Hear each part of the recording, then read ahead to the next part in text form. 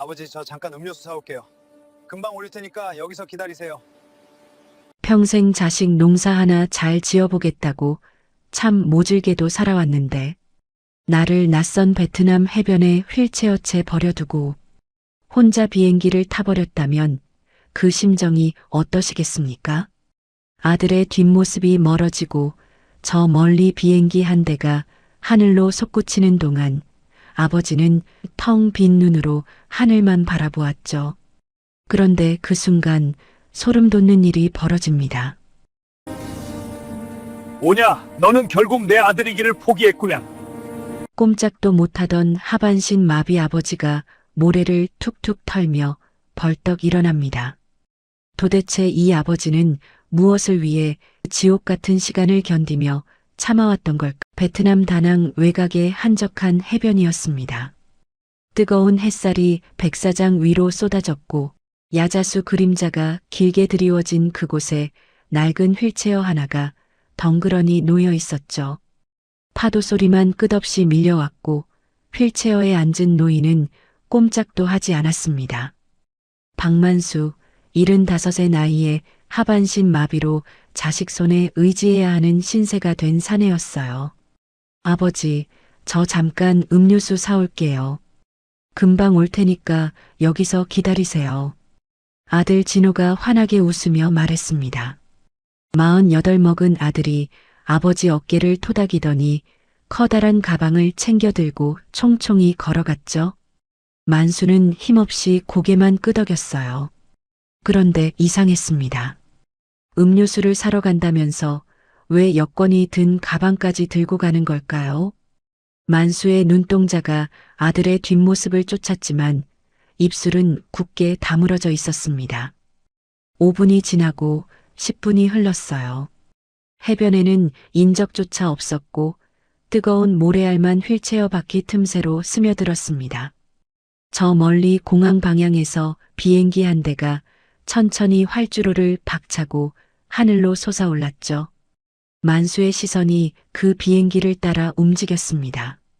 점점 작아지는 비행기, 그 안에는 분명 자신의 아들이 타고 있었어요. 아버지를 이국당 해변에 버려두고 혼자 도망치는 아들이요. 1분이었습니다.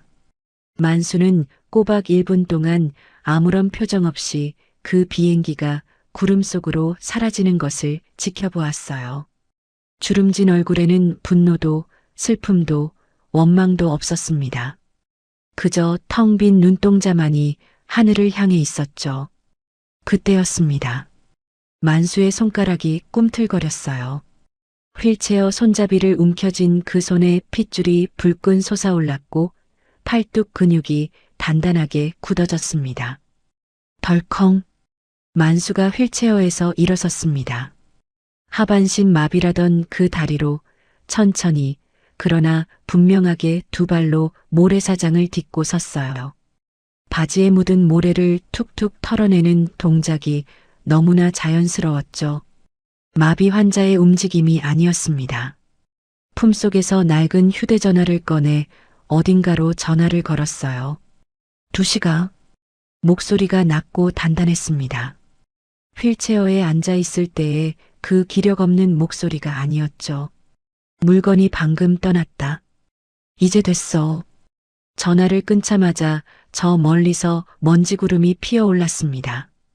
검은색 고급 세단 3대와 오토바이 경호단 대여섯 대가 굉음을 내며 해변으로 질주해 왔고 만수 앞에 일렬로 멈춰섰죠. 차문이 열리더니 백발의 노인 한 명과 건장한 중년 남성이 내렸습니다. 백발의 노인이 만수를 보자마자 거수 경례를 올렸어요. 만수야, 무사하구나. 두식이 덕분이다. 강두식, 베트남 파병 시절 만수와 생사고락을 함께했던 전우였습니다. 50년 전 총탄이 빗발치던 전장에서 만수가 등에 업고 뛰지 않았다면 지금 이 자리에 없을 사람이었죠. 지금은 베트남 현지에서 손꼽히는 자산가가 되었지만 그 빚을 단 한 번도 잊은 적이 없었습니다. 두식 옆에 중년 남성이 공손히 허리를 숙였어요. 숙부님, 처음 뵙겠습니다. 말씀하신 대로 모든 준비를 마쳤습니다. 만수가 품속에서 여권과 인감도장을 꺼내 확인했습니다. 아들이 가져간 가방 속에는 폐기된 구여권과 가짜 지갑뿐이었거든요. 진짜는 처음부터 만수의 품 안에 있었죠. 현지 공안 한 명이 다가와 USB를 건넸습니다. 아드님이 사용한 렌터카의 GPS 기록과 블랙박스 영상입니다. 해변에 어르신을 내려놓고 곧장 공항으로 직행한 경로가 전부 담겨 있습니다. 만수가 고개를 끄덕이며 USB를 받아들었어요. 고급 세단 뒷좌석에 몸을 실자 차가운 에어컨 바람이 땀에 젖은 얼굴을 식혀주었지만 그의 표정은 돌처럼 굳어 있었습니다. 창밖으로 버려진 휠체어가 보였어요. 저 휠체어에 앉아 얼마나 오랜 세월을 참아왔던가. 자식들의 배신을 눈치채고도 모른 척 마비 환자 연기를 하며 기회를 엿보았던 그 지독한 나날들이 주마등처럼 스쳐 지나갔습니다. 그 시각 다낭공항 면세점에서는 아들 진호가 활짝 웃으며 셀카를 찍고 있었어요. 아, 시원하다. 드디어 끝났어. 아버지를 버리고 온 죄책감은 눈곱만큼도 없어 보였습니다. 오히려 무거운 짐을 훌훌 털어낸 사람처럼 홀가분해 보였죠. 만수의 휴대전화가 울렸습니다. 숙부님 강민석입니다. 두식의 둘째 아들이자 한국에서 활동하는 변호사였어요. 민석아. 네, 말씀하십시오. 만수가 창밖을 바라보았습니다. 야자수 가로수가 끝없이 이어졌고 그 너머로 푸른 바다가 반짝이고 있었지만 그의 눈에는 아무것도 들어오지 않았어요. 법대로 해라. 목소리가 떨리지 않았습니다. 내 아들은 이제 없다. 전화를 끄는 만수가 눈을 감았어요. 50년 가까이 키운 자식이었습니다. 아내가 일찍 세상을 떠난 뒤 홀로 뒷바라지하며 대학까지 보냈고 사업에 실패했을 때도 평생 모은 돈을 털어 빚을 갚아주었죠. 그런데 돌아온 것은 독약이 섞인 음료와 이국당의 육이었습니다. 차가 해변을 벗어날 때 만수의 눈에 무언가가 들어왔어요. 모래사장 위에 나뒹구는 깃발 하나, 효도 관광이라는 글씨가 선명하게 적혀 있었습니다. 잠깐 세워라. 만수가 차에서 내렸습니다. 천천히 그 깃발 앞으로 걸어가더니 두 발로 힘껏 밟고 지나갔어요. 바스락거리는 소리와 함께 효도라는 글자가 모래 속으로 파묻혔습니다. 이제야 내 발로 서는구나. 다시 차에 오른 만수가 나직이 중얼거렸어요. 검은 세단이 먼지를 일으키며 달려갔고 해변에는 텅 빈 휠체어만 덩그러니 남았습니다. 파도가 밀려와 바퀴 자국을 하나둘 지워갔지만 조금 전 만수가 남긴 발자국만은 아직 선명하게 모래 위에 찍혀 있었죠. 복수의 서막이 올랐습니다. 베트남으로 떠나오기 석 달 전 서울 강남의 한 카페 구석진 자리에 4명의 여자가 머리를 맞대고 앉아 있었어요. 그중 한 명이 바로 며느리 혜영이었습니다. 전직 보험 설계사답게 서류 뭉치를 척척 넘기며 동료들에게 뭔가를 설명하고 있었죠. 해외에서 실종 후 사망 처리되면 보험금이 얼마나 나오는지 알아? 생명보험 15개의 상해보험 5개 합치면 50억이야. 동료가 눈을 휘둥그레 떴습니다. 미쳤다. 50억? 근데 그 노인네가 순순히 사인을 해? 혜영이 입꼬리를 올리며 대답했어요. 치매 걸린 사람이 뭘 알겠어. 손가락만 잡아다가 도장 찍으면 끝이지. 그 시각 집에서는 만수가 거실 소파에 멍하니 앉아 TV를 보고 있었습니다. 눈은 화면을 향해 있었지만 손은 슬그머니 귀 뒤쪽으로 올라갔어요. 보청기 볼륨을 최대치로 높이자 주방에서 나누는 아들 부부의 대화가 또렷하게 들려왔습니다. 여보, 이번 베트남 여행이 기회야. 거기서 노인네 버리고 오기만 하면 돼. 혜영의 목소리였어요. 그래도 아버지인데. 아들 진호가 우물쭈물하자 혜영이 날카롭게 쏘아붙였습니다. 우리 빚이 30억이야, 30억. 사채업자들이 코앞까지 쫓아왔는데 정신 차려. 진호가 한숨을 내쉬었어요. 알았어, 알았다고. 근데 들키면 어떡해? 걱정 마. 치매에 하반신 마비인 노인이 베트남 오지에서 혼자 살아남겠어? 한 달이면 자연사로 처리될 거야. 만수의 손이 파르르 떨렸습니다. 심장이 얼어붙는 것 같았지만 얼굴에는 아무런 표정도 짓지 않았어요. 치매 환자처럼 허공을 멍하니 바라보며 침을 흘릴 뻔했죠. 며칠 후 혜영이 거실로 들어오다가 만수의 보청기를 발견했습니다. 소파 쿠션 사이에 끼어 있던 것을 집어들더니 인상을 찌푸렸어요. 아이씨, 또 여기 빠뜨렸네. 혜영이 보청기를 바닥에 던지더니 구두 뒤꿈치로 사정없이 내리밟았습니다. 으드득 소리와 함께 보청기가 산산조각 났고 만수는 그 광경을 보면서도 아무것도 모르는 사람처럼 허공만 바라보았어요. 어차피 안 들리는 귀에 무슨 보청기야. 혜영이 비웃듯 중얼거리며 지나갔습니다. 하지만 만수의 눈동자가 미세하게 움직였어요. 며느리가 사라진 후 만수는 천천히 손을 뻗어 서랍 깊숙한 곳에서 낡은 예비 보청기를 꺼냈습니다. 10년 전에 쓰던 구형이었지만 아직 작동했거든요. 만수는 자식들의 모든 대화를 빠짐없이 기록하고 있었습니다. 다음 날 아침 혜영이 만수 앞에 서류 뭉치를 펼쳐놓았어요. 아버님, 여기 손도장 좀 찍어주세요. 병원 서류예요.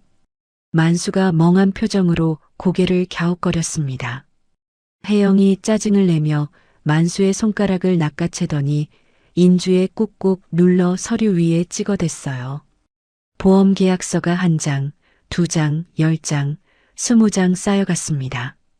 만수는 아무것도 모르는 척 멍한 표정을 유지했지만 눈꺼풀 안쪽에서는 피눈물이 흐르고 있었어요.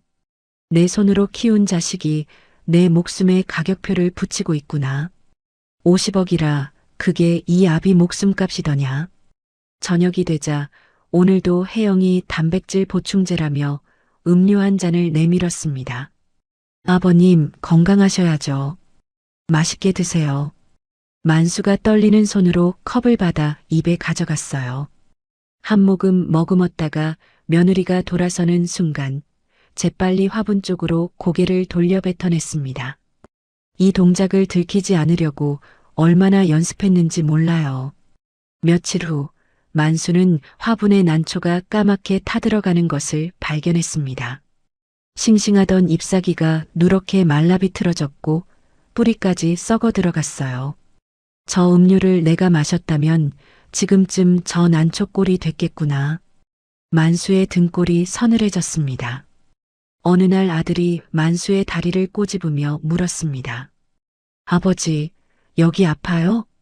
만수는 아무런 반응도 보이지 않았어요. 진짜 감각이 없으시네. 완전 고장났어. 진호가 코웃음을 치며 일어섰습니다. 만수는 허벅지에 피가 맺힐 정도로 손톱을 세워 고통을 참아냈지만 얼굴에는 미동도 없었어요. 이 연기를 위해 얼마나 많은 밤을 이를 악물었는지 자식들은 영영 모르겠죠. 그렇게 만수의 상태에 안심한 진호는 베트남 출발 일정을 확정지었어요. 아버지, 다음 주에 효도 관광 가요. 베트남은 한국보다 따뜻해서 다리도 훨씬 좋아지실 거예요. 진호가 만수의 손을 잡으며 환하게 웃었어요. 만수도 아들의 손을 꼭 잡았습니다. 그래, 아들아, 너만 믿는다. 목소리가 떨리지 않도록 얼마나 애를 썼는지 몰라요. 진호가 방을 나간 후 만수는 아내의 영정 사진 앞에 홀로 앉았습니다. 여보, 당신이 남기고 간 자식이 나를 이렇게 만드는구나. 만수의 눈가에 눈물이 고였어요. 나를 괴물로 만들고 있어. 부디 용서해줘. 바로 그때 휴대전화에 문자 한 통이 도착했습니다. 강민석 변호사였어요. 숙부님, 보험 가입 서류 전부 확보했습니다. 수익자 변경도 완료됐습니다. 이제 그들이 받을 건 아무것도 없습니다. 만수가 영정사진을 향해 나직이 은조렸습니다.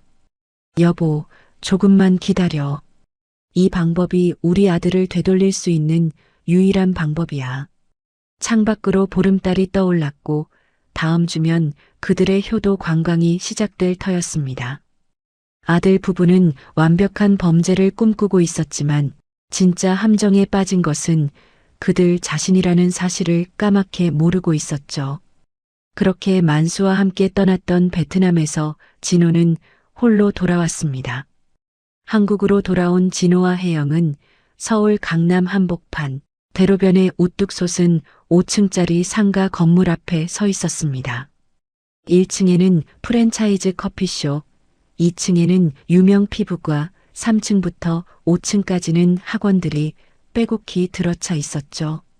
한 달 임대료만 해도 3천만 원이 넘었고 건물 시세는 70억을 훌쩍 넘겼어요. 이 건물의 주인이 바로 박만수였습니다. 여보, 저 건물만 팔면 우리 인생 역전이야. 혜영이 건물을 올려다보며 눈을 반짝였어요. 아들 진호도 고개를 끄덕이며 침을 꼴깍 삼켰습니다. 근데 어떻게? 아직 아버지가 돌아가신 것도 아니고. 다 방법이 있지. 우리가 먼저 손을 쓰면 돼. 혜영이 가방에서 서류 뭉치를 꺼냈어요. 성년후견인 신청서였습니다. 치매 환자로 등록된 시아버지를 대신해서 재산을 관리하겠다는 내용이었죠. 이거 통과되면 건물이고 뭐고 다 우리 마음대로야. 근데 문제가 하나 있어. 뭔데? 인감도장. 그 영감탱이가 어디 숨겨뒀는지 아무리 뒤져도 안 나와. 그날 밤 혜영은 만수의 안방 장롱을 샅샅이 뒤지기 시작했습니다. 서랍이란 서랍은 전부 열어젖혔고 옷가지 사이사이를 손으로 더듬었어요.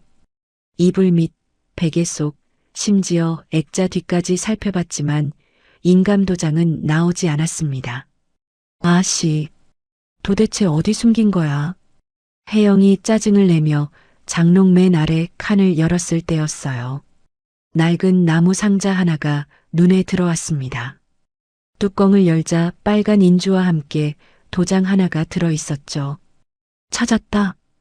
혜영의 얼굴에 희색이 돌았습니다. 그녀는 도장을 움켜쥐고 신이 나서는 방을 빠져나갔어요. 하지만 혜영은 몰랐을 겁니다. 장롱 속 도장은 만수가 일부러 넣어둔 가짜였거든요. 진짜 인감도장은 이미 석 달 전에 강민석 변호사에게 맡겨둔 상태였습니다. 며칠 후 아들 진호는 사채업자들과 비밀 접선을 가졌어요. 장소는 강남의 허름한 룸살롱이었습니다.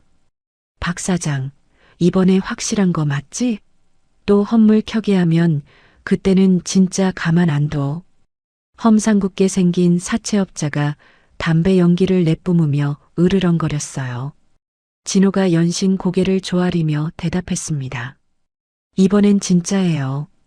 아버지 건물 담보로 20억만 더 빌려주세요. 한 달 안에 건물 팔아서 이자까지 전부 한 번에 갚을게요. 흥, 믿어야 되나? 자네 빚이 벌써 30억이야. 이자만 해도 한 달에 억 단위로 붙는다고. 제발이요. 이번만 믿어주세요. 진호가 사채업자 앞에 무릎까지 꿇었어요. 사채업자가 한참을 뜸을 들이더니 서류를 내밀었습니다. 좋아. 대신 건물 등기권리증 맡기고 인감증명서도 새로 떼와. 아버지 도장도 다시 찍어야 해. 네. 감사합니다. 진호가 연신 허리를 굽히며 서류에 도장을 찍었어요. 혜영이 훔쳐온 그 가짜 도장으로요. 사채업자들은 당연히 진짜인 줄 알았고 진호 역시 아내가 가져온 도장이 가짜라는 사실을 까맣게 몰랐습니다. 그 무렵 기적처럼 건물을 사겠다는 매수자가 나타났어요. 재력가 행세를 하는 중년 남성이었는데 사실 이 사람은 강민석 변호사가 미리 심어둔 사람이었습니다. 진호는 그런 사실을 알 리가 없었죠. 박 사장님, 건물 마음에 듭니다. 70억에 사겠습니다.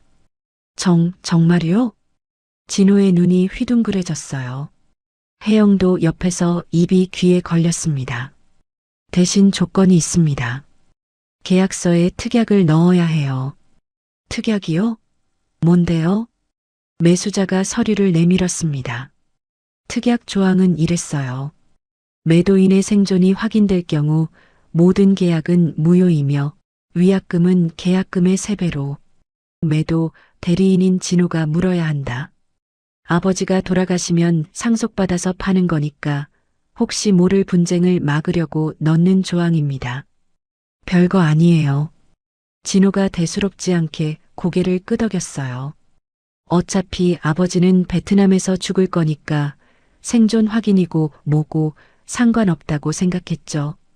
진호는 펜을 들어 서명했고 혜영이 가져온 가짜 도장을 꾹꾹 눌러 찍었습니다. 계약금 5억 원 오늘 중으로 입금하겠습니다. 감사합니다. 감사합니다. 진호가 연신 허리를 굽혔어요.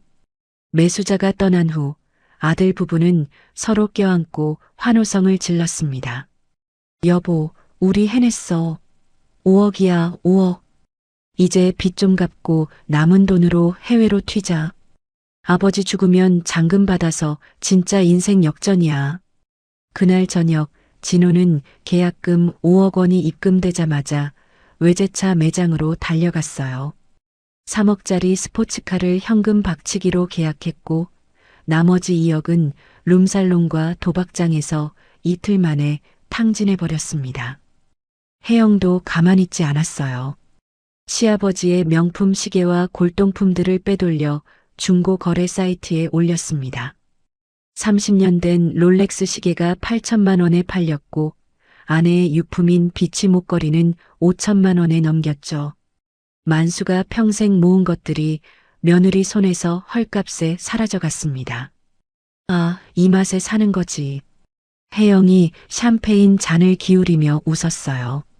진호도 옆에서 깔깔대며 건물 매각 후 이민 갈 계획을 늘어놓았습니다. 호주가 좋을까? 캐나다가 좋을까? 아니다. 그냥 동남아 가서 놀고 먹자. 그래, 평생 손가락 하나 까딱 안 하고 살자. 고생은 여기서 끝이야. 그 시각 베트남 다낭의 한 병실에서 만수는 홀로 천장을 바라보고 있었습니다. 강민석 변호사로부터 모든 보고를 받은 후였어요. 아들이 가짜 도장으로 사채를 빌렸다는 것, 건물 매매 계약서에 치명적인 특약이 들어갔다는 것, 계약금을 이틀 만에 탕진했다는 것까지 전부요. 자식들이 제 무덤을 스스로 파고 있구나. 만수의 눈가에 깊은 주름이 패였어요. 가슴 한구석이 텅 비어버린 것 같았습니다. 분노보다 허탈함이, 원망보다 서글픔이 밀려왔죠. 창밖으로 베트남의 밤하늘이 펼쳐져 있었습니다. 낯선 땅에 낯선 별들이 반짝이고 있었지만 만수에게는 아무것도 보이지 않았어요. 눈앞에 아른거리는 건 오직 하나, 어린 시절 자전거 타는 법을 가르쳐주던 아들의 해맑은 웃음뿐이었습니다. 그 아이가 어쩌다 이렇게 됐을까? 내가 뭘 잘못했을까? 만수가 눈을 감았습니다. 대답 없는 질문만 밤새 천장에 맴돌았고 베트남의 열대야는 유난히 길고 무거웠습니다. 6개월 전 그때까지만 해도 만수는 멀쩡했어요. 75의 나이에도 새벽마다 공원을 3바퀴씩 돌았고 건설 현장 소장 출신답게 허리 한번 굽히지 않는 꼿꼿한 체형을 유지하고 있었죠. 주변에서는 100세까지 거뜬히 사시겠다며 부러워했습니다. 그런 만수가 어느 날부터 다리에 힘이 풀리기 시작했어요. 처음에는 대수롭지 않게 여겼습니다. 나이가 나이인지라 그러려니 했죠. 그런데 증상이 점점 심해졌어요. 계단을 오르다가 무릎이 꺾였고 거실을 걷다가 휘청거리며 소파에 쓰러졌습니다. 한 달이 지나자 지팡이 없이는 걷지도 못하게 됐고 2달째에는 휠체어 신세가 되고 말았어요. 병원에서는 원인 불명이라고 했습니다. 노안이려니 생각하라는 의사의 말에 만수도 체념하려 했어요. 그런데 이상한 점이 있었습니다. 며느리 혜영이 부쩍 친절해진 거예요. 아버님, 건강이 최고예요. 제가 좋은 거 구해왔어요. 혜영이 매일 아침, 저녁으로 단백질 보충제라며 음료 한 잔을 가져왔습니다. 연한 분홍빛이 도는 음료였는데 마시고 나면 유독 다리에 힘이 빠지는 것 같았어요. 처음에는 기분 탓이려니 했지만 음료를 마신 날과 마시지 않은 날의 몸 상태가 확연히 달랐습니다. 그제야 만수는 의심하기 시작했어요. 어느 날 밤 만수는 잠든 척하며 보청기 볼륨을 최대로 높였습니다. 주방에서 혜영이 누군가와 통화하는 소리가 또렷하게 들려왔어요. 응, 잘 먹고 있어. 근육 이완제 섞으니까 확실히 효과 있더라. 이제 거의 다 됐어. 조금만 더 먹이면 완전히 굳어버릴 거야. 근육 이완제라고요? 만수의 심장이 쿵 내려앉았습니다. 손끝이 차갑게 얼어붙었고 숨이 턱 막혀왔어요. 아무리 며느리가 차갑다 해도 설마 이런 짓까지 할 줄은 몰랐거든요. 하지만 분노보다 먼저 찾아온 건 냉정함이었습니다. 증거를 잡아야 해. 지금 벌떡 일어나봐야 아무 소용없어. 다음 날 아침 혜영이 평소처럼 음료를 가져왔어요. 아버님, 오늘도 드세요. 몸에 좋은 거예요. 만수가 떨리는 손으로 컵을 받았습니다. 한 모금 입에 머금었다가 혜영이 뒤돌아서는 순간 손수건에 뱉어냈어요. 그리고 그 손수건을 몰래 비닐봉지에 담아 침대 밑에 숨겼습니다. 며칠 후 만수는 강민석 변호사에게 연락했어요. 강두식의 둘째 아들이자 서울에서 활동하는 유능한 변호사였죠. 민석아, 이거 성분 분석 좀 해줄 수 있겠나? 숙부님, 이게 뭡니까? 며느리가 매일 먹이는 건강음료라는 거야. 마시고 나면 자꾸 다리에 힘이 빠져서. 민석이 손수건을 받아들고 얼굴이 굳어졌습니다. 일주일 후 분석 결과가 나왔어요. 숙부님, 이건 숙신일콜린 성분입니다. 병원에서 수술할 때 쓰는 근육 이완제예요. 장기간 복용하면 근육이 완전히 굳어버립니다. 만수가 눈을 감았습니다. 그래서 내 다리가 이 모양이 된 거로구나. 숙부님, 이건 살인 미수입니다. 지금 당장 경찰에 신고하셔야 합니다. 아니, 만수가 고개를 저었어요. 지금 신고하면 뭐가 달라지겠나? 증거 불충분으로 빠져나갈 거야. 좀 더 확실하게 잡아야 해. 그럼 어떻게 하실 겁니까? 계속 먹는 척 할 거다. 저것들이 완전히 방심할 때까지. 민석이 할 말을 잃었습니다. 독약인 줄 알면서도 먹는 척 하겠다니 도대체 얼마나 독한 결심을 하신 걸까요? 그날부터 만수의 처절한 연기가 시작됐어요. 매일 아침 혜영이 가져오는 음료를 받아서 입에 대는 척했다가 며느리가 돌아서면 화분에 뱉어냈습니다. 단 한 방울도 삼키지 않았어요. 하지만 겉으로는 점점 더 쇠약해지는 연기를 해야 했죠. 일부러 숟가락을 떨어뜨렸고 휠체어에서 몸을 가누지 못하는 척 쓰러지기도 했습니다. 어느 날은 거실 바닥에 드러누운 채로 꼼짝도 않고 있다가 아들 부부가 달려와서야 겨우 몸을 일으켰어요. 아이고 아버지, 또 떨어지셨어요? 제발 좀 조심하세요, 아오씨. 진호가 짜증 섞인 목소리로 아버지를 부축했습니다. 도와주는 게 아니라 귀찮은 짐짝을 치우는 동작이었어요. 만수는 아들의 눈을 피하며 힘없이 고개를 떨궜습니다. 밤이 되면 진짜 전쟁이 시작됐습니다. 자정이 넘어 아들 부부가 잠든 것을 확인한 후 만수는 침대에서 슬그머니 몸을 일으켰어요. 팔 힘만으로 화장실까지 기어갔고 차가운 타일 바닥에 엎드려 다리 운동을 시작했습니다. 발가락을 움직이고 무릎을 굽혔다 폈어요. 근육이 찢어지는 듯한 통증이 밀려왔지만 신음소리 한 번 내지 않았습니다. 식은땀이 등을 타고 줄줄 흘러내렸고 팔이 후들후들 떨렸지만 멈추지 않았어요. 포기하면 진짜로 저 음료 속 독처럼 굳어버린다. 버텨야 해. 끝까지 버텨야 해. 이를 악물고 1시간, 2시간. 새벽 3시가 되어서야 겨우 침대로 돌아왔습니다. 온몸이 천근만근이었지만 만수의 눈빛만은 꺼지지 않았어요. 드디어 베트남 여행을 이틀 앞둔 밤이었어요. 휴대전화에 강민석 변호사의 메시지가 도착했습니다. 숙부님, 약물 투여 기록 전부 확보했습니다. 이제 모든 준비가 끝났습니다. 창밖으로 금음달이 희미하게 떠올랐고 어둠 속에서 만수의 눈동자만이 서늘하게 빛났습니다. 내일이면 효도 관광이라는 이름의 유기가 시작될 터였어요. 하지만 진짜 함정에 빠질 사람이 누구인지 그들은 아직 까맣게 모르고 있었습니다. 다낭 시내에서 차로 30분쯤 떨어진 곳에 재활센터가 자리하고 있었습니다. 하얀 외벽에 야자수가 줄지어 늘어선 그곳은 베트남 최고 부호들만 이용한다는 프라이빗 병원이었어요. 내부에는 미국과 독일에서 스카우트해 온 의료진이 24시간 상주하고 있었죠. 일반인은 존재조차 모르는 곳이었습니다. 그 병원의 특실에 박만수가 누워 있었어요. 숙부님, 오늘 물리치료 어떠셨습니까? 강두식의 첫째 아들이 병실 문을 열며 물었어요. 만수가 침대에서 천천히 몸을 일으키며 대답했습니다. 이제 좀 사람 같아지는 것 같다.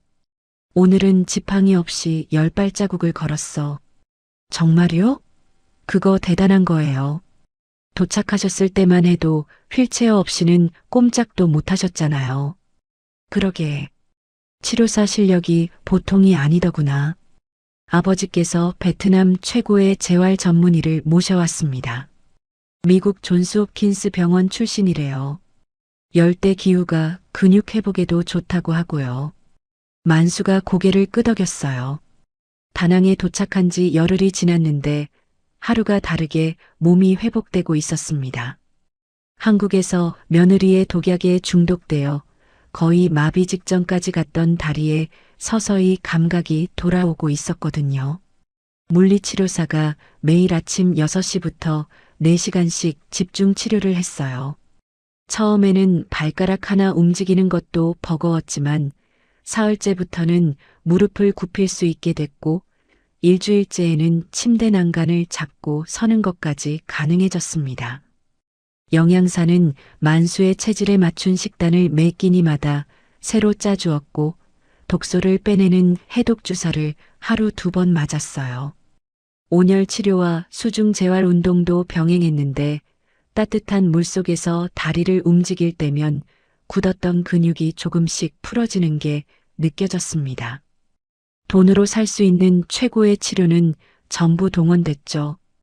강두식이 아끼는 돈이 없었거든요. 오후가 되자 강두식 본인이 병실을 찾아왔어요. 75세의 나이에도 등이 꼿꼿하고 걸음걸이가 청년처럼 빨랐습니다. 베트남에서 공장 23개를 운영하는 대기업 총수였지만 만수 앞에서는 화려한 수식어가 전부 사라지고 그저 50년 지기 전후의 눈빛만 남았죠. 만수야, 몸 좀 어떠냐? 두식이 덕분에 살 것 같다. 아니, 벌써 살았어. 두식이 만수의 침대 옆 의자에 앉으며 손을 내밀었어요. 만수도 손을 뻗었습니다.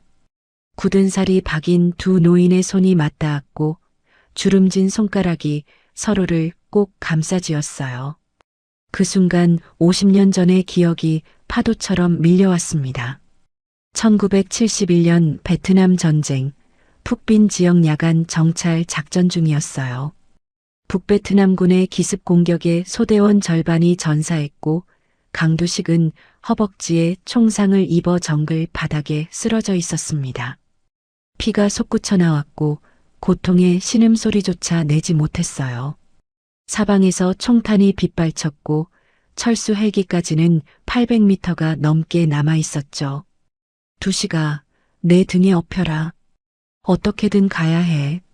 25살의 만수가 쓰러진 두식을 등에 업었어요. 80kg이 넘는 장정을 업고 칠흑 같은 정글 속을 뛰기 시작했습니다. 총알이 귀를 스치고 포탄이 바로 옆에서 터졌지만 멈추지 않았어요. 나뭇가지가 얼굴을 핥히고 발밑에서 가시던 불이 살을 찔렀지만 이를 악물고 달렸습니다. 300m쯤 달렸을 때 오른쪽 어깨에 파편이 박혔어요. 뜨거운 통증이 온몸을 관통했지만 만수는 비명 대신 이를 악물었습니다. 만수야, 나 놓고 가. 이러다 둘 다 죽어. 제발 너라도 가. 닥쳐. 같이 살든지 같이 죽든지 둘 중 하나야. 입 다물고 버텨. 헬기에 도착했을 때 만수는 온몸이 피투성이었어요. 등에 업힌 두식도 결국 두 사람은 살았어요. 두식은 만수가 아니었다면 그날 정글에서 25회의 짧은 생을 마감했을 겁니다. 만수야. 두식이 창밖을 바라보며 입을 열었어요. 병원 너머로 두식의 산업단지, 공장 굴뚝들이 줄지어 보였습니다. 내가 그때 나를 업고 뛰지 않았다면 지금 저 공장들도, 이 병원도, 내 자식들도 아무것도 없었어. 내 인생 전부가 내 덕분이야. 두식아, 무슨 그런 말을. 진심이야. 그때 내가 나를 업고 왔듯이 이번엔 내가 내 지팡이가 되어주마. 뭐든 말만 해라. 이 두식이가 다 해줄 테니까. 만수가 두식의 손을 꼭 쥐었어요. 두식아, 고맙다. 진심으로 고맙다. 고맙긴 뭘. 목숨값을 갚을 기회를 줘서 내가 더 고맙지. 저녁 무렵 강두식의 첫째 아들이 태블릿을 들고 들어왔어요. 숙부님, 아드님이 공항에서 버리고 간 가방에서 이게 나왔습니다. 화면에는 혜영의 필체로 적힌 메모가 있었어요. 노인네 보험금 수령 계획이라는 제목 아래 날짜별 계획이 빼곡하게 적혀 있었습니다. 시아버지를 죽이는 계획이 마치 회사 프로젝트처럼 깔끔하게 정리되어 있었죠. 만수의 얼굴에서 표정이 사라졌어요. 분노도 슬픔도 원망도 없었습니다. 그저 텅 빈 눈동자로 화면을 바라볼 뿐이었죠. 그리고 이것도 받으십시오. 이번에는 USB 하나를 건넸어요. 베트남 현지 공안이 확보한 CCTV 영상이 담겨 있었습니다. 재생 버튼을 누르자 아들 진호의 모습이 화면에 떴어요. 해변에 휠체어를 세워두고 뒤도 돌아보지 않고 걸어가는 뒷모습. 공항 체크인 카운터에서 환하게 웃으며 여권을 내미는 얼굴. 면세점에서 양주 2병을 사며 점원과 농담을 주고받는 장면. 비행기 좌석에 앉아 셀카를 찍으며 V자를 그리는 손가락. 아버지를 버리고 온 아들의 모습에는 죄책감이라곤 눈곱만큼도 없었습니다. 아드님 부부가 보험사에 보낸 메일도 확보했습니다. 저희 아버지가 베트남 여행 중 실종되어 온 가족이 비통에 빠져 있습니다. 하루빨리 시신이라도 찾았으면 좋겠습니다. 보험금 지급 절차는 언제쯤 시작할 수 있을까요? 빠른 답변 부탁드립니다. 만수가 피식 웃었어요. 웃음이라기보다는 한숨 같은 소리였습니다. 만수가 창밖을 바라보았어요. 베트남의 노을이 온 하늘을 붉게 물들이고 있었고 야자수 그림자가 병실 바닥까지 길게 드리워져 있었습니다. 바로 그때 한국에서 전화가 왔어요. 강민석 변호사였습니다. 숙부님, 모든 준비가 끝났습니다. 이제 한국으로 돌아오실 시간입니다. 그래. 뭐가 어떻게 됐나? 아드님이 사채업자에게 찍어준 인감이 위조라는 감정서가 나왔고 건물 매매 계약서의 특약 조항도 유효합니다. 숙부님의 생존이 확인되는 순간 모든 계약이 무효가 되고 아드님은 위약금 15억을 물어야 합니다. 그래, 고생했네. 유령이 되어 그들을 맞이하시죠. 죽은 줄 알았던 사람이 멀쩡히 나타나면 그때 그들 얼굴이 볼만할 겁니다. 만수가 전화를 끊었어요. 강두식이 만수의 어깨에 손을 올리며 물었습니다. 만수야, 정말 가려고? 가야지. 끝을 봐야 해.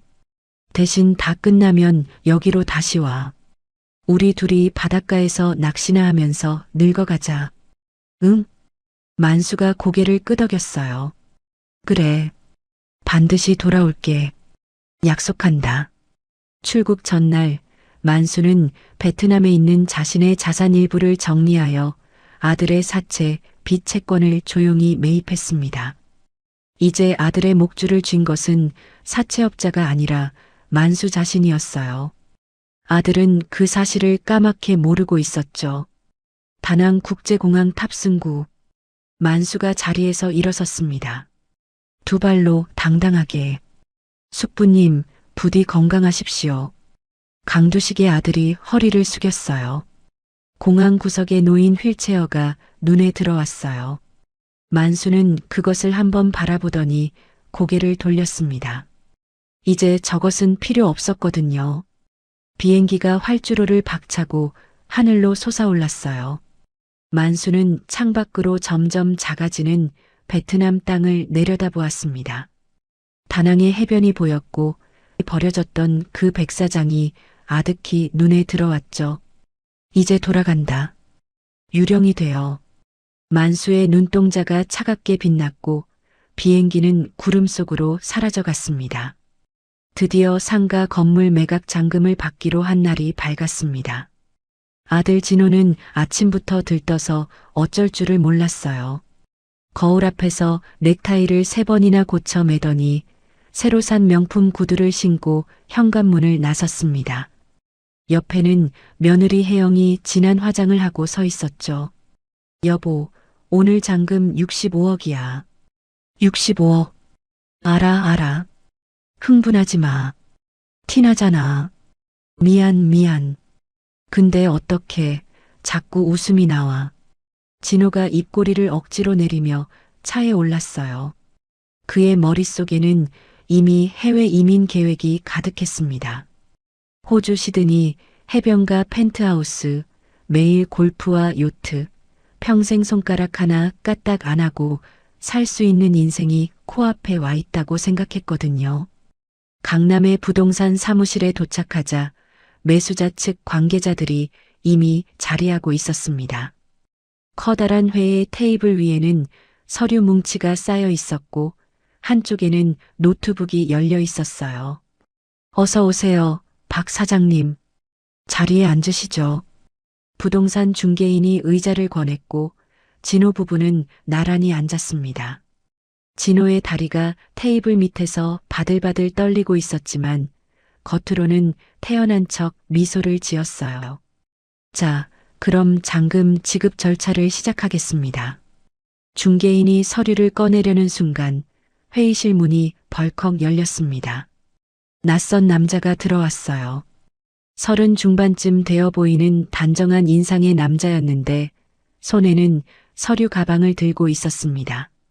진호는 그가 누군지 몰랐지만 혜영의 얼굴이 순간 굳어졌어요. 실례합니다.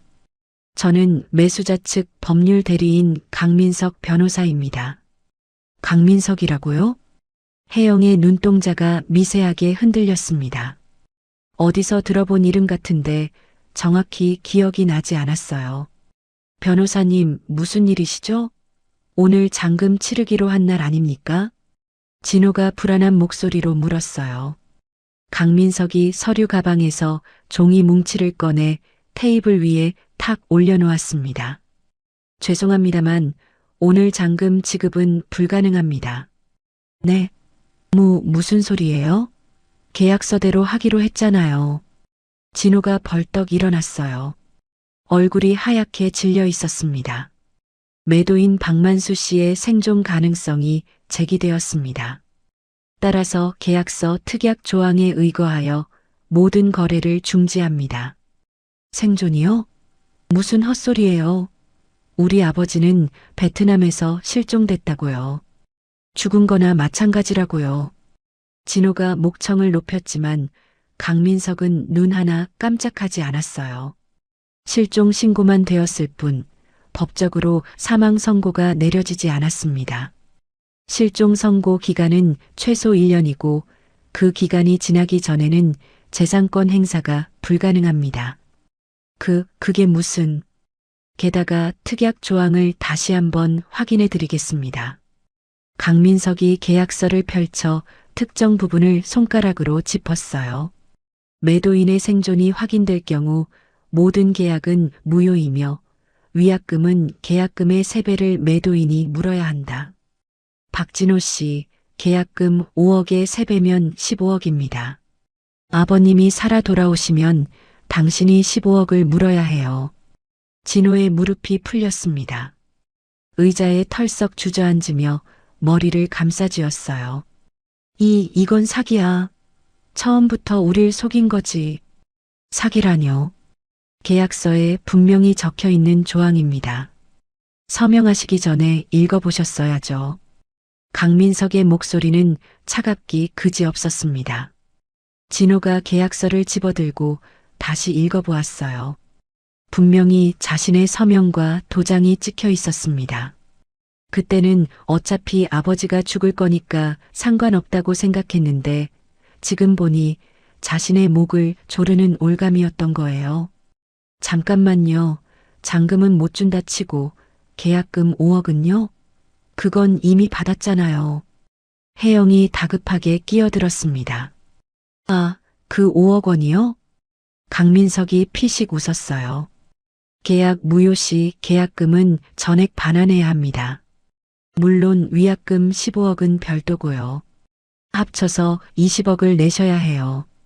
20억이요? 혜영의 얼굴이 새하얗게 질렸습니다. 5억은 이미 외제차와 유흥비로 이틀 만에 탕진해버렸거든요. 남은 건 한 푼도 없었어요. 그때 부동산 사무실 밖이 갑자기 소란스러워졌습니다. 야, 박진호. 거기 있는 거 다 알아. 나와. 험악한 목소리와 함께 문이 벌컥 열렸어요. 사채업자 서넛이 우르르 몰려들어왔습니다. 그중 우두머리로 보이는 남자가 진호의 멱살을 낚아챘어요. 이 새끼가 잔금 받으면 갚는다더니 거래가 엎어졌다며? 사장님. 잠깐만요. 제가 설명할게요. 설명은 무슨 얼어 죽을 설명이야. 돈이나 내놔. 원금의 이자까지 32억이야. 32억. 사채업자가 진호의 뺨을 세게 후려쳤어요.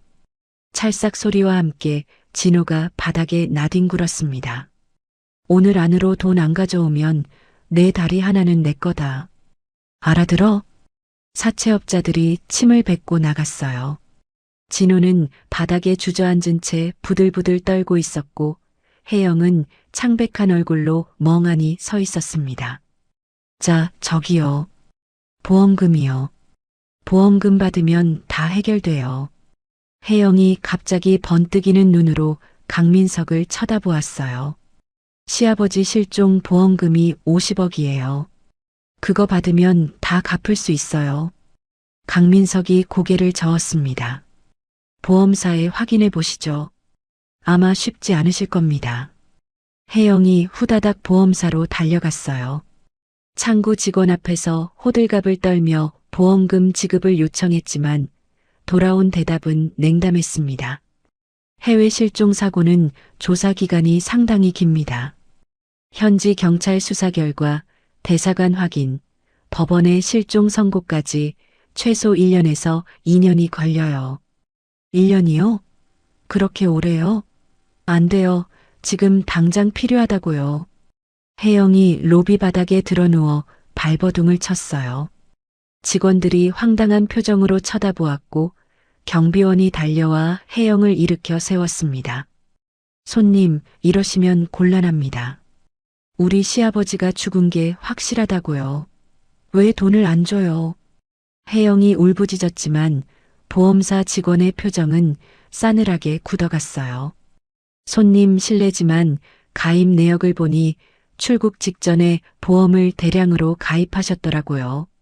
20개나요. 본사에서 의심스럽다고 조사를 지시했습니다. 뭐라고요? 보험 사기 및 존속 유기 혐의로 경찰에 수사를 의뢰했습니다. 조만간 연락이 갈 겁니다. 혜영의 얼굴이 흑빛으로 변했어요.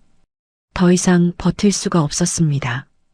비틀거리며 보험사를 빠져나왔지만 머릿속은 새하얗게 비어 있었죠. 집에 돌아오니 현관문 앞에 사채업자들이 진을 치고 있었어요. 오늘 밤 자정까지 돈 안 가져오면 이 집 박살낸다. 알아들었어? 혜영이 고개를 끄덕이며 간신히 문을 열고 들어갔습니다. 거실에는 진호가 술에 취해 소파에 널브러져 있었어요. 다 끝났어. 우리 끝났어. 진호가 헛소리를 중얼거렸습니다. 혜영은 그런 남편을 한심하게 내려다보다가 갑자기 뭔가 떠오른 듯 보험 서류를 꺼냈어요. 수익자란을 확인하던 혜영의 눈이 휘둥그레졌습니다. 수익자 이름이 자신이 아니었어요. 사회복지 공동모금회라는 낯선 이름이 적혀 있었습니다. 이게 뭐야? 수익자가 바뀌어 있어? 혜영이 다른 서류들을 미친 듯이 뒤졌어요. 20개의 보험 계약서 전부 수익자가 자선단체로 변경되어 있었습니다. 그 노인네가 처음부터 우릴 속인 거야. 혜영이 서류를 바닥에 내팽개치며 발악했어요. 온몸이 부들부들 떨렸고 이가 딱딱 부딪히는 소리가 났습니다. 모든 게 함정이었구나. 처음부터 끝까지 우리가 덫에 걸린 쥐였어. 혜영이 천천히 고개를 돌려 술에 취해 코를 골고 있는 남편을 바라보았어요. 저 남자와 함께 있으면 같이 망한다. 혼자라도 살아남아야 해. 혜영이 조용히 안방으로 들어가 금고를 열었습니다. 비상금 5천만 원과 명품 가방 몇 개를 챙겨 캐리어에 쑤셔 넣었어요. 오늘 밤 이 집을 떠나야 해. 창밖으로 사채업자들의 담배 불빛이 어른거렸고 혜영의 눈동자에는 차가운 결심만이 남아 있었습니다. 폭우가 쏟아지는 밤이었습니다. 빗줄기가 창문을 두드리는 소리가 마치 누군가 문을 두드리는 것처럼 음산하게 울렸어요. 번개가 번쩍일 때마다 거리가 하얗게 드러났다가 다시 어둠 속으로 사라졌습니다. 혜영이 택시에서 내렸어요. 우산도 없이 폭우를 뚫고 아파트 현관으로 뛰어들었습니다. 젖은 머리카락이 얼굴에 달라붙었고 명품 원피스는 물에 젖어 쭈글쭈글해졌지만 신경 쓸 여유가 없었어요. 오늘 밤이 마지막 기회였습니다. 안방 금고에 숨겨둔 비상금 5천만 원과 명품 가방 몇 개만 챙기면 됐어요. 새벽 첫 비행기로 제주도로 튀고 거기서 다시 일본으로 넘어갈 계획이었습니다. 남편 진호는 버려두고 갈 생각이었어요. 저 무능한 남자와 함께 있으면 공멸할 게 뻔했으니까요. 현관 비밀번호를 누르는 손이 떨렸습니다. 삐소리와 함께 문이 열렸고 혜영이 살금살금 안으로 들어갔어요. 거실이 캄캄했습니다. 불을 켜지 않고 휴대전화 불빛에 의지해 한 발 한 발 내디뎠어요. 소파 쪽에서 코 고는 소리가 들렸습니다. 진호였어요. 술에 취해 정신을 잃고 소파에 널브러져 있었죠. 빈 소주병 서너 개가 바닥에 나뒹굴고 있었고 구역질 나는 술 냄새가 거실 가득 퍼져 있었습니다. 아버지, 돈 좀 주세요. 제발이요. 진호가 잠꼬대를 중얼거렸어요. 혜영이 한심하다는 표정으로 남편을 내려다보았습니다. 꿈에서도 아버지 돈 타령이라니 정말 구제불능이구나. 혜영이 소리를 죽이며 안방으로 향했어요. 안방 문이 굳게 닫혀 있었습니다. 손잡이를 잡으려는 순간 이상한 느낌이 들었어요. 문틈 사이로 희미한 빛이 새어나오고 있었거든요. 이상하다. 내가 나갈 때 분명히 불을 껐는데. 혜영이 멈칫했지만 곧 고개를 저었어요. 진호가 술 먹고 들어왔다가 불을 켜놓고 나왔겠지. 그래, 그럴 거야. 손잡이를 돌리고 문을 밀었습니다. 삐걱. 문이 천천히 열렸어요. 안방에 불이 환하게 켜져 있었습니다. 그리고 그 한가운데 누군가 정장을 차려입고 서 있었어요. 오셨습니까, 며느리? 혜영의 심장이 멎는 것 같았습니다. 눈앞에 서 있는 사람은 박만수였어요.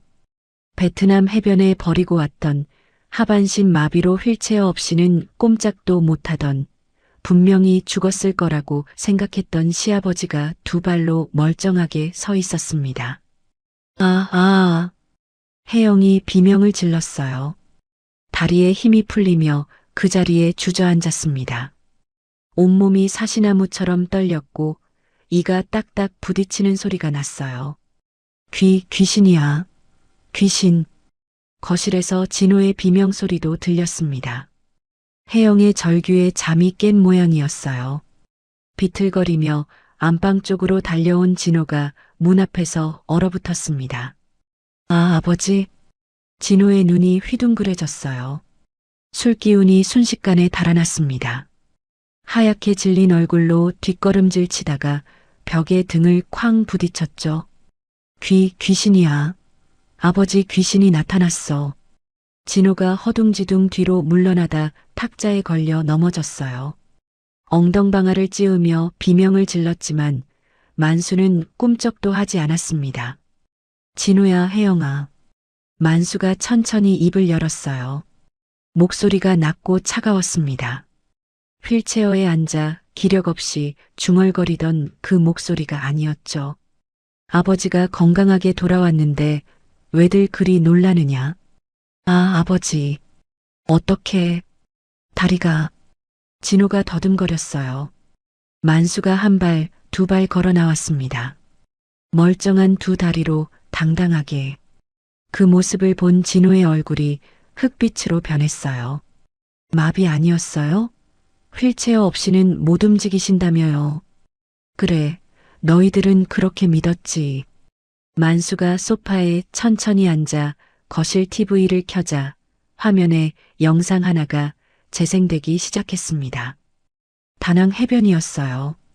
휠체어에 앉은 만수를 두고 진호가 걸어가는 뒷모습이 선명하게 찍혀 있었습니다. 뒤도 돌아보지 않고 유유히 사라지는 아들. 그리고 공항에서 셀카를 찍으며 환하게 웃는 모습, 면세점에서 양주를 고르는 모습까지 끊임없이 흘러나왔어요. 이게 뭐야? 진호의 목소리가 떨렸습니다. 내가 아비를 버리고 도망가던 날의 블랙박스 영상이다. 베트남 공안이 친절하게 보내줬더구나. 영상이 무한 반복됐어요. 아버지를 버리고 떠나는 아들의 뒷모습이 계속해서 화면에 비쳤습니다. 진호는 그 영상을 참아 볼 수가 없어서 고개를 돌렸지만 어디를 봐도 자신의 치부가 드러나 있는 것 같았어요. 혜영이 갑자기 만수의 발 앞으로 기어왔습니다. 아버님, 저는 아니에요. 다 진호 씨가 한 거예요. 저는 말렸어요, 진짜로. 혜영이 만수의 바짓가랑이를 붙잡으며 울부짖었어요. 진호가 벌떡 일어나 소리쳤습니다. 뭐, 내가 말려? 처음부터 끝까지 내가 계획한 거잖아. 닥쳐. 네가 빚을 안 졌으면 이런 일이 있었겠어? 부부가 서로를 향해 손가락질하며 고함을 질렀어요. 자신의 죄를 상대에게 떠넘기려고 발악하는 모습이 너무나 추했습니다. 시끄럽다. 만수가 낮게 한마디 내뱉자 두 사람이 입을 다물었어요. 만수가 천천히 일어나 혜영 앞에 섰습니다. 혜영아, 내가 내 약에 뭘 탔는지 내가 모를 줄 알았더냐? 혜영의 얼굴이 새파랗게 질렸어요. 그 단백질 보충제라는 것, 근육 이완제가 들어있었지. 그거 먹고 내 다리가 이 꼴이 된 거다. 알고 있었어. 아버님, 그건 변명은 법정에서 해라. 바로 그 순간 현관문이 벌컥 열렸습니다. 경찰 대여섯 명이 우르르 들이닥쳤어요. 선두에 선 형사가 수갑을 꺼내들며 말했습니다. 박진호, 이혜영, 보험 사기 미수, 존속 유기, 살인 미수 혐의로 체포합니다. 당신들에게는 묵비권이 있으며 진술 거부권과 변호인 선임권이 있습니다. 싫어. 나는 안 가. 억울해. 혜영이 발버둥을 쳤지만 소용없었어요. 경찰 2명이 양팔을 잡아 수갑을 채웠습니다. 진호도 마찬가지였죠. 두 사람에게 차가운 쇠고랑이 채워지는 소리가 거실에 울려 퍼졌습니다. 아버지, 용서해 주세요. 제가 잘못했어요. 진호가 끌려가면서 소리쳤어요. 하지만 만수는 대답하지 않았습니다. 그저 묵묵히 서서 아들이 경찰차에 실려가는 것을 지켜볼 뿐이었죠. 이게 다 당신 때문이야. 당신이 빚을 안 졌으면. 닥쳐. 내가 보험 타먹자고 안 했어? 부부는 끌려가면서도 서로를 욕하며 발악했어요. 그 모습이 너무나 추악해서 차마 눈 뜨고 보기 힘들 정도였습니다. 경찰차가 떠나고 거실에 정적이 내려앉았습니다. 만수가 천천히 소파에 앉았어요. 갑자기 온몸에 힘이 빠지는 것 같았습니다. 복수를 이뤘는데도 가슴 한구석이 텅 빈 것처럼 허전했어요. 휴대전화가 울렸습니다. 강민석 변호사였어요. 숙부님, 체포 소식 들었습니다. 이제 다 끝났습니다.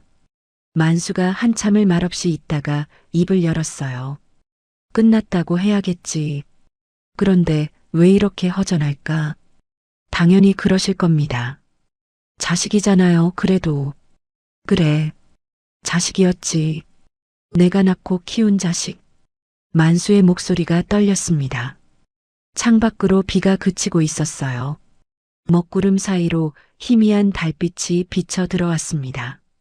텅 빈 거실에 만수만 홀로 남았어요. 아들이 마시다 남긴 소주병이 바닥에 나뒹굴고 있었고 며느리가 신다 벗어던진 구두가 현관에 널브러져 있었습니다. 이게 끝인가? 정말 끝인 건가? 만수가 눈을 감았어요. 대답 없는 질문만 빈 거실에 메아리 쳤고 밤은 점점 깊어져 갔습니다. 자식들을 경찰에 넘긴 지 일주일이 지났습니다. 만수는 오랜만에 평온한 아침을 맞이했어요. 해가 뜨면 공원을 산책하고 점심에는 오랜 친구들과 국밥을 먹고 저녁에는 아내의 영정 앞에 앉아 막걸리 한 잔을 기울였습니다. 베트남에 버려지기 전의 일상이 조금씩 돌아오고 있었죠. 이제 남은 일은 상가 건물을 사회복지재단에 기부하는 것뿐이었어요. 평생 일해서 모은 재산을 불우한 이웃을 위해 쓰겠다는 것이 만수의 오랜 소원이었거든요. 자식에게 물려줄 생각은 진작에 접었습니다. 그날 오전 만수는 은행을 찾았어요. 재단 기부를 위한 서류를 정리하려고 창구에 앉았는데 직원의 표정이 묘하게 굳어졌습니다. 손님, 잠시만요. 계좌 조회 중에 문제가 발생했습니다. 문제요? 무슨 문제? 직원이 상급자를 불렀고 지점장까지 나왔어요. 그들의 얼굴이 심상치 않았습니다. 박만수 고객님, 고객님의 모든 계좌가 현재 금융감독원에 의해 동결되어 있습니다. 동결이라고요? 왜요? 저희도 자세한 내용은 모릅니다. 금융감독원에 직접 문의하셔야 할 것 같습니다. 만수의 가슴이 철렁 내려앉았어요. 무슨 일인지 영문을 알 수가 없었습니다. 황급히 은행을 나와 강민석 변호사에게 전화를 걸었죠. 민석아, 내 계좌가 전부 동결됐다는데 무슨 일이냐? 전화기 너머로 민석의 목소리가 무겁게 들려왔어요. 숙부님, 지금 바로 사무실로 오십시오. 전화로는 설명하기 어렵습니다. 강민석의 법률 사무실에 도착하자 민석의 얼굴이 어두웠습니다. 책상 위에는 서류 뭉치가 잔뜩 쌓여 있었고 노트북 화면에는 뉴스 기사가 떠 있었어요. 숙부님 앉으세요. 상황이 심각합니다. 뭐가 심각하다는 거냐? 도대체 무슨 일이야? 민석이 한숨을 내쉬더니 서류를 내밀었어요. 아드님이 구치소에서 검찰에 진술서를 제출했습니다. 내용이 이렇습니다. 만수가 서류를 받아들었어요. 진호에 잡힐 진술서였습니다. 거기에는 이런 내용이 적혀 있었죠. 아버지 박만수는 평소 주식에 관심이 많았으며 본인에게 리딩방 투자를 권유했습니다. 아버지의 지시에 따라 아버지 명의의 계좌로 자금을 이동했으며 모든 것은 아버지의 주도하에 이루어졌습니다. 본인은 아버지의 지시를 따랐을 뿐입니다. 만수의 손이 부들부들 떨렸어요. 이게 무슨 소리냐? 내가 리딩방을 했다고? 아드님이 숙부님 명의의 휴대전화와 공인인증서를 도용해서 주가조작 리딩방의 대포통장으로 사용했습니다. 숙부님 계좌로 수십억 원의 검은 돈이 오갔어요.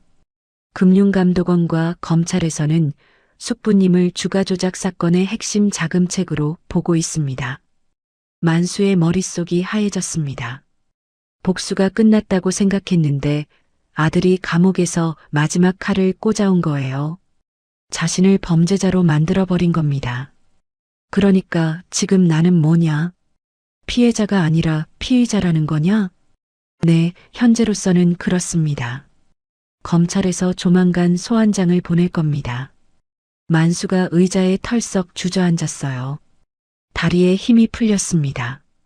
평생 성실하게 살아왔는데 75세에 경제범죄자로 몰리다니. 이게 무슨 날벼락인가. 민서가 진짜 어떡하면 좋겠냐. 방법을 찾아야죠. 숙부님이 직접 주가 조작에 관여하지 않았다는 걸 증명해야 합니다. 어떻게? 민석이 잠시 생각에 잠기더니 눈빛이 반짝였어요. 숙부님 리딩방 자금이 오간 시간대의 숙부님 위치와 상태를 입증하면 됩니다. 그 시기에 숙부님은 며느리의 약물 때문에 거의 마비 상태였잖아요. 손가락 하나 제대로 움직이지 못하셨고요. 그래, 맞아. 휴대전화 들기도 힘들었어. 그럼 됐습니다. 숙부님이 하반신 마비 상태였기 때문에 물리적으로 휴대전화를 조작하거나 컴퓨터로 자금을 이체하는 것이 불가능했다는 걸 증명하면 됩니다. 병원 기록, 약물 검사 결과, 그리고 집안에 CCTV 영상이 있으면 완벽해요. CCTV 영상? 그 영상을 확보해야 합니다. 숙부님이 휠체어에 앉아 꼼짝도 못하고 계셨던 장면이 찍혀 있을 겁니다. 그 시간에 숙부님 명의로 자금 이체가 됐다면 숙부님이 아닌 다른 누군가가 조작했다는 증거가 되죠. 신락 같은 희망이 보였어요. 만수의 눈에 힘이 돌아왔습니다. 며칠 후 민석은 리딩방 총책을 추적하기 시작했어요. 검찰에서 이미 체포한 총책의 휴대전화에서 결정적인 메시지가 발견됐습니다. 진호가 총책에게 보낸 카카오톡 메시지였어요. 우리 아버지는 시체나 다름없으니까 마음껏 써. 어차피 손가락 하나 못 움직여. 민석이 이 메시지를 확보하는데 성공했어요. 만수에게 보여주자 만수의 얼굴이 돌처럼 굳어졌습니다. 시체나 다름없다고. 내 아들이 나를 그렇게 불렀구나. 가슴이 찢어지는 것 같았어요. 분노보다 슬픔이, 원망보다 허탈함이 밀려왔습니다. 내가 이 자식을 위해 평생을 바쳤는데 돌아온 건 이거였구나. 숙부님, 이 메시지가 결정적인 증거입니다. 아드님이 숙부님의 상태를 정확히 알면서 명의를 도용했다는 것을 증명하거든요. 그래, 그렇겠지. 만수의 목소리에 힘이 없었어요. 민석이 조심스럽게 물었습니다. 숙부님 괜찮으세요? 괜찮을 리가 있겠냐. 만수가 창밖을 바라보았어요. 가을 햇살이 따스하게 내리쬐고 있었지만 만수의 마음은 한겨울처럼 차가웠습니다. 민서가 솔직히 말해줘. 이번 일이 어떻게 될 것 같냐? 시간이 걸리겠지만 숙부님의 결백을 반드시 증명하겠습니다. 제가 목숨 걸고 변호할게요. 그래, 믿는다. 내 아버지가 아니었으면 나도 여기까지 못 왔을 거야. 만수가 자리에서 일어났어요. 문 앞에서 걸음을 멈추더니 돌아보았습니다. 민서가, 네, 숙부님. 내 재산 한 푼도 저것들한테 가지 않게 해라. 전부 사회에 환원할 거다. 내가 죽더라도 저 자식들은 단 한 푼도 받으면 안 돼. 알겠습니다. 반드시 그렇게 하겠습니다. 만수가 고개를 끄덕이고 사무실을 나섰어요. 엘리베이터를 기다리는 동안 베트남에서 강두식과 나눴던 대화가 떠올랐습니다. 끝나면 다시 와. 우리 함께 낚시나 하면서 늙어가자.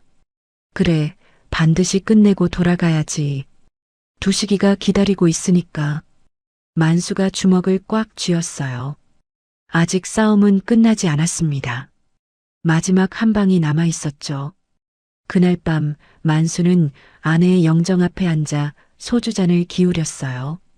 여보, 우리 아들이 날 범죄자로 만들려고 해. 아직도 발악을 하고 있어. 영정 속의 아내가 미소 짓고 있었습니다. 30년 전 아들을 낳던 날 찍은 사진이었어요. 세상에서 가장 행복한 표정을 짓고 있었죠. 만수가 소주잔을 들어 영정 앞에 부었어요. 창밖으로 보름달이 떠오르고 있었고 밤은 깊어져 갔습니다. 마지막 전쟁의 서막이 오르고 있었습니다. 재판이 열리는 날이 밝았습니다. 서울중앙지방법원 대법정 앞에는 이른 아침부터 사람들이 몰려들었어요. 언론에서 이 사건을 대대적으로 보도한 탓에 방청석은 발 디딜 틈 없이 가득 찼습니다. 기자들의 카메라 플래시가 쉴 새 없이 터졌고 웅성거리는 소리가 복도까지 울려 퍼졌죠. 만수가 법원 정문을 들어섰어요. 정장을 단정하게 차려입고 등을 꼿꼿이 세운 채 걸어갔습니다. 한때 휠체어에 앉아 꼼짝도 못하던 모습은 온데간데 없었죠. 75 노인이라고는 믿기 어려울 만큼 눈빛이 형형했어요. 강민석 변호사가 나란히 걸으며 서류 가방을 단단히 움켜쥐고 있었습니다. 숙부님, 오늘 모든 게 결판납니다. 준비는 다 됐습니다. 그래, 민서가. 고생 많았다. 고생은요. 제가 해야 할 일을 한 것뿐입니다. 법정에 들어서자 양쪽의 피고인석과 증인석이 마주보고 있었어요. 피고인석에는 수의를 입은 진호와 혜영이 나란히 앉아 있었습니다. 두 사람 모두 몇 달 사이에 쑥 늙어 있었어요. 진호의 얼굴은 퀭하게 파였고 혜영의 머리카락에는 흰머리가 드문드문 보였습니다. 만수와 눈이 마주치자 진호가 고개를 확 돌렸어요. 혜영은 아예 바닥만 내려다보고 있었죠. 개정합니다. 판사가 의사봉을 두드렸고 법정이 순식간에 조용해졌습니다. 피고인 박진호, 이혜영에 대한 존속유기, 살인미수, 보험사기 미수, 금융범죄 가담 혐의 재판을 시작하겠습니다. 검사가 먼저 일어났어요. 재판장님, 본 사건은 단순한 가정 불화가 아닙니다. 피고인들은 피해자의 생명보험금 50억 원을 노리고 장기간에 걸쳐 범행을 계획했습니다. 피해자에게 근육 이완제를 투여하여 신체를 마비시켰고 해외에 유기하여 사망에 이르게 하려 했습니다. 또한 피해자의 명의를 도용하여 대규모 금융범죄에 가담했습니다. 법정에 탄식이 흘러나왔어요. 방청석에서 고개를 절레절레 흔드는 사람들이 보였습니다. 그때 진호가 벌떡 일어났어요. 재판장님, 저는 억울합니다. 피고인, 발언권이 주어지지 않았습니다. 앉으세요. 아버지가 저한테 모든 걸 시켰어요. 돈에 눈이 먼 건 아버지였다고요. 진호가 만수를 손가락질하며 소리쳤어요. 법정이 술렁거렸고 판사가 의사봉을 세게 내리쳤습니다. 정숙하세요. 피고인 한 번만 더 허락 없이 발언하면 퇴정 조치하겠습니다. 진호가 억울하다는 듯 주저앉았어요. 옆에 앉은 혜영이 남편을 한심하다는 눈으로 쳐다보았습니다. 강민석 변호사가 자리에서 일어났어요. 재판장님, 피고인 측에서 피해자 박만수 씨가 금융범죄를 주도했다고 주장하고 있습니다. 이에 대한 명백한 반박 증거를 제출하겠습니다. 민석이 대형 스크린에 영상을 띄웠어요. 만수의 집 거실 CCTV 영상이었습니다. 화면에는 휠체어에 앉아 꼼짝도 못하는 만수의 모습이 담겨 있었어요. 진호가 아버지의 다리를 꼬집어도 아무 반응이 없었고 혜영이 약을 먹이면 힘없이 받아 마시는 장면이 선명하게 찍혀 있었습니다. 이 영상은 금융범죄가 발생한 시점의 피해자 상태입니다. 보시다시피 피해자는 하반신 마비 상태로 손가락 하나 제대로 움직이지 못했습니다. 휴대전화를 들거나 컴퓨터를 조작하는 것은 물리적으로 불가능했습니다. 민석이 다른 서류를 꺼냈어요. 그리고 이것은 병원의 약물 검사 결과입니다. 피해자의 혈액에서 숙신일콜린 성분이 검출되었습니다. 이는 병원에서 수술 시 사용하는 근육 이완제로 장기간 투여 시 근육이 굳어 마비 증상을 일으킵니다. 피고인 이혜영이 건강음료라며 매일 피해자에게 먹인 것이 바로 이 약물입니다. 법정이 다시 술렁거렸어요. 혜영의 얼굴이 새하얗게 질렸습니다. 마지막으로 결정적인 증거를 제출하겠습니다. 민석이 스크린에 메시지 캡처 화면을 띄웠어요. 진호가 리딩방 총책에게 보낸 카카오톡이었습니다. 우리 아버지는 시체나 다름없으니까 마음껏 써. 어차피 손가락 하나 못 움직여. 법정이 얼어붙었습니다. 사람들의 시선이 일제히 진호에게 쏠렸어요. 진호의 얼굴이 시뻘겋게 달아올랐습니다.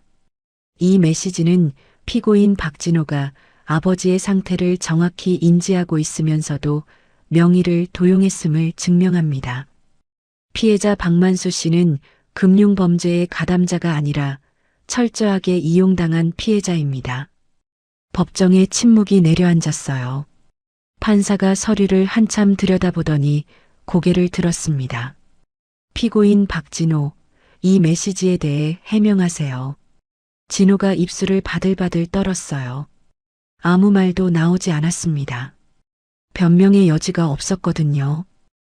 저는 피고인 이혜영, 약물 투여에 대해 해명하세요. 혜영도 고개를 떨궜어요. 얼굴이 흙빛으로 변해 있었습니다. 재판장이 의사봉을 들어 올렸어요. 피고인 박진호, 이혜영에게 판결을 선고합니다. 법정이 숨을 죽였습니다. 피고인 박진호는 존속유기, 살인미수, 보험사기 미수, 사문서 위조, 금융범죄 가담 혐의로 징역 15년을 선고합니다. 피고인 이혜영은 동일 혐의로 징역 12년을 선고합니다. 쾅! 의사봉이 울렸어요. 진호와 혜영이 동시에 비명을 질렀습니다. 15년이요? 안 돼요. 저는 억울해요. 재판장님, 제가 시킨 게 아니에요. 다 남편이 한 거라니까요. 두 사람이 발악했지만 법정 경위들이 달려와 양팔을 붙잡았어요. 끌려나가면서도 부부는 서로를 욕하며 고함을 질렀습니다. 다 내 탓이야. 내가 빚을 안 졌으면. 닥쳐. 보험 타먹자고 한 건 너잖아. 추한 모습이었어요. 방청객들이 고개를 돌렸고 기자들의 카메라만 쉴 새 없이 셔터를 눌러댔습니다. 만수가 자리에서 일어났어요. 끌려나가는 아들을 향해 천천히 걸어갔습니다. 진호야. 진호가 걸음을 멈추고 뒤를 돌아보았어요. 아버지와 아들의 눈이 마주쳤습니다. 너는 내 돈만 보였겠지만 나는 내 영혼까지 사랑했었다. 만수의 목소리가 낮고 단단했어요. 하지만 이제는 법의 심판을 받거라. 감옥에서 뼈저리게 뉘우치고 다시 태어나길 바란다. 진호의 눈가가 붉어졌어요. 하지만 끝내 눈물은 흘리지 않았습니다. 경위에 이끌려 법정을 빠져나가는 아들의 뒷모습이 점점 작아져 갔어요. 재판이 끝난 후 만수의 계좌 동결이 해제됐습니다. 언론에서는 이 사건을 대대적으로 보도하며 불효자들에게 경종을 울리는 사회적 메시지라고 평가했어요. 법원을 나서는 만수의 뒷모습이 쓸쓸해 보였어요. 승리했지만 웃음은 없었습니다. 자식을 감옥에 보낸 아버지의 마음은 누구도 헤아릴 수 없었죠. 강민석이 만수 옆에 나란히 걸으며 조심스럽게 물었어요. 숙부님, 이제 어떻게 하실 겁니까? 만수가 하늘을 올려다보았어요. 가을 햇살이 따스하게 내리쬐고 있었습니다. 민석아, 내 아버지가 기다리고 있는 그곳으로 가야겠다. 베트남으로 가신다는 말씀이시죠? 그래. 약속했거든. 다 끝나면 돌아오겠다고. 만수의 입가에 희미한 미소가 떠올랐어요. 오랜만에 보는 미소였습니다. 이제 정말 끝이구나. 마지막 짐을 내려놓을 시간이다. 만수가 천천히 걸음을 옮겼어요. 법원 계단을 내려가는 발걸음이 한결 가벼워 보였습니다. 인천국제공항 출국장은 평소와 다름없이 북적거렸습니다. 여행객들의 캐리어 끄는 소리, 아이들의 제잘거리는 웃음소리, 안내방송이 끊임없이 울려 퍼졌어요. 그 속에서 만수가 단출한 가방 하나만 손에 든 채 천천히 걸어가고 있었습니다. 75년 인생의 마지막 짐을 정리한 후였어요. 상가 건물은 사회복지재단에 기부 서류를 완료했고 나머지 예금과 주식도 전부 자선단체에 넘겼습니다. 통장에 남은 건 베트남에서 조용히 살아갈 생활비뿐이었죠. 숙부님, 뒤에서 강민석이 불렀어요. 만수가 걸음을 멈추고 뒤를 돌아보았습니다. 민석이 헐레벌떡 뛰어왔어요. 손에는 작은 종이봉투가 들려 있었습니다. 숙부님, 그냥 보내드릴 수가 없어서요. 이거 받으세요. 이게 뭐냐? 아버지가 좋아하시던 한국 김이에요. 베트남에서 구하기 어려우실 테니까요. 아버지랑 드시라고. 만수가 봉투를 받아들었어요. 손끝이 미세하게 떨렸습니다. 민석아. 네, 숙부님. 내가 없었으면 나는 어떻게 됐을까? 진심으로 고맙다. 고맙긴요. 숙부님이 제 아버지 목숨을 살려주셨잖아요.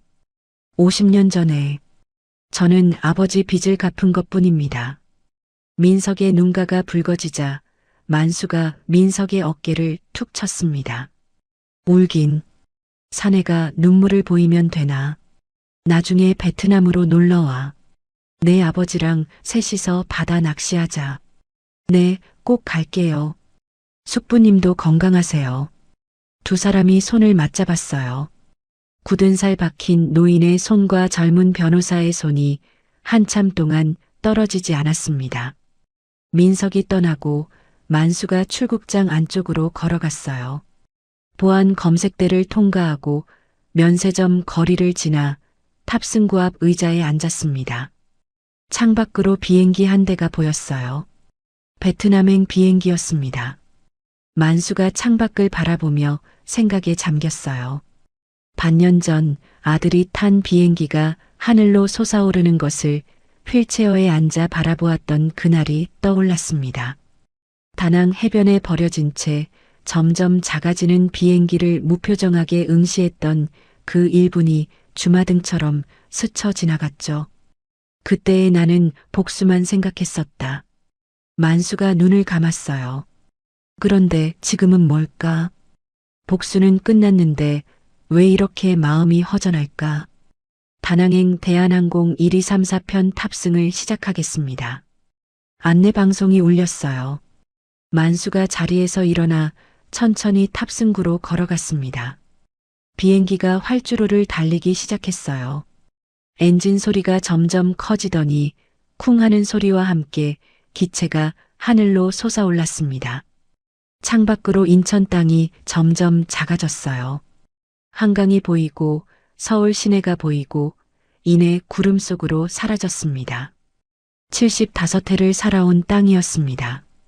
태어나고 자라고 사랑하고 일하고 자식을 낳아 키웠던 땅이었죠. 그런데 이제 그 땅과 작별하는 거예요. 다시 돌아올 수 있을지 없을지도 모르면서 만수가 품속에서 편지 한 통을 꺼냈어요. 구치소에 있는 진호가 보낸 것이었습니다.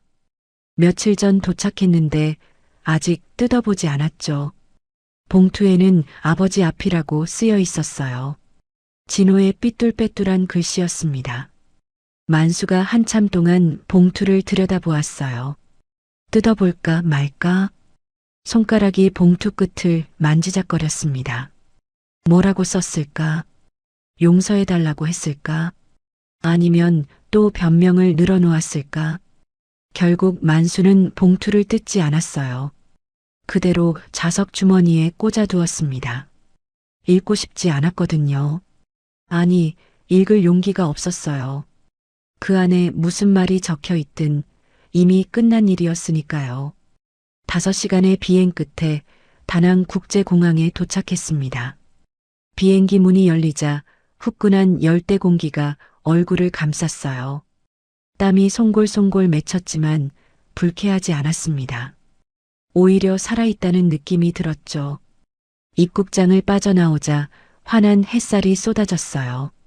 그리고 그 빛 속에서 익숙한 얼굴이 손을 흔들고 있었습니다.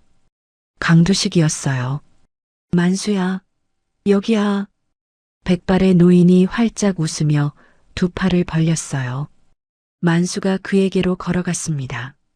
두 사람이 끌어안았어요. 뜨거운 포옹이었습니다. 자, 가자. 오늘 저녁은 내가 쏜다. 신선한 해산물에 베트남 맥주 어때? 좋지. 근데 그 전에 바닷가 좀 보고 싶다.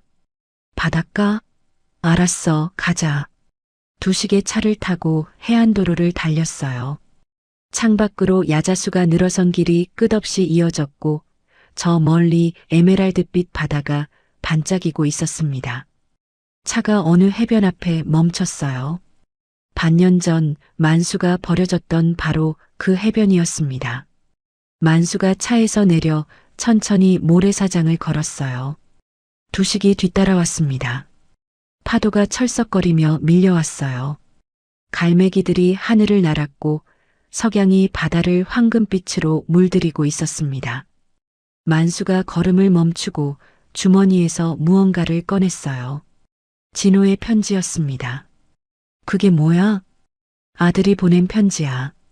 뭐라고 썼는데? 몰라. 안 읽었어. 만수가 편지를 바라보았어요. 봉투가 바람에 팔랑거렸습니다. 그러더니 만수가 갑자기 팔을 높이 들어 편지를 바람에 날려버렸어요. 두식이 아무 말도 하지 않았습니다.